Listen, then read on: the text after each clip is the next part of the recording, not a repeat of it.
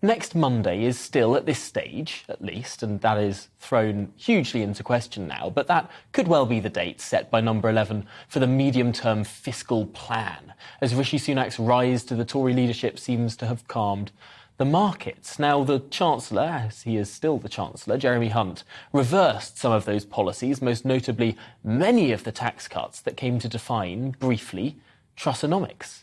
Well, this morning, the Foreign Secretary James Cleverly suggested that the new Prime Minister may delay the fiscal plan so that it matched more with Rishi Sunak's priorities.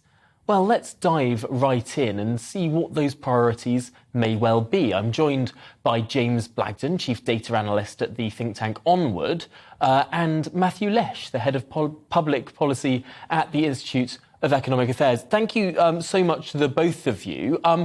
First of all, James Blagden, let's start with you. What is the big set of, what is the big idea behind what may well become to be known as Rishonomics? I think it's worth remembering just how far behind the Conservative Party is in the polls. So the main thing, I think, for Rishi Sunak is to rediscover the election-winning combination of policies that were so successful in 2019. And that means, we've polled on this quite frequently, that means a combination of centre-left economics and centre-right on culture. That means delivering high-quality public services. That means levelling up, as the PM made quite clear in his speech yesterday. And so I think that's what he needs to rediscover and to depart quite sharply from the Rishonomics experiment of the last 7 weeks. Now, Matt Lesh, I'm going to throw that to you. Do you think that the only way the Conservative Party can be successful here is to lean left on the economic agenda? Look, I think that's obviously patently absurd.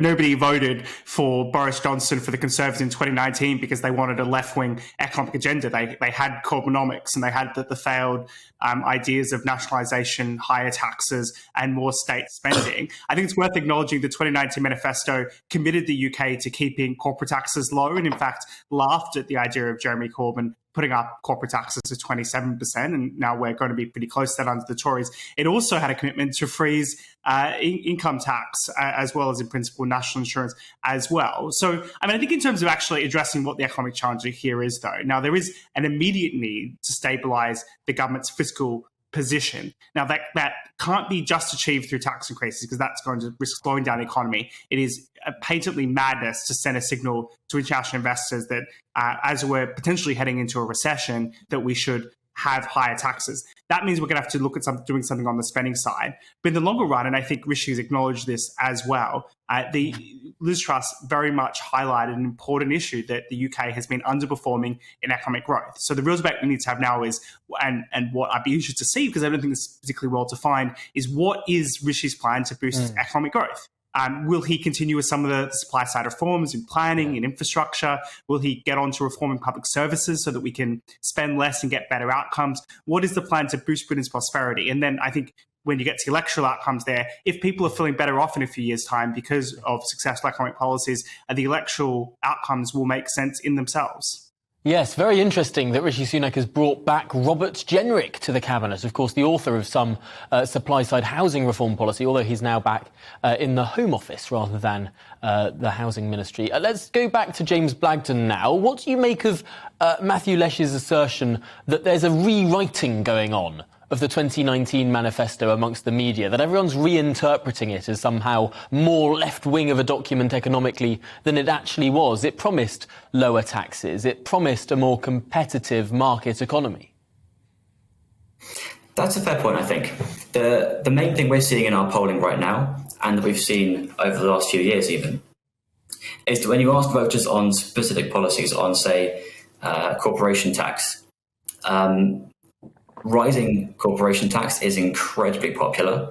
Essentially taxing big businesses to pay for the NHS is a policy that has overwhelming support. And you find this across a range of policy when you ask about a trade-off between cutting taxes to let people keep more of their own money versus spending more on public services. And you find that 2019 Conservative voters overwhelmingly would rather have high-quality public services funded through taxation than cutting income taxes, and especially cutting corporation taxes.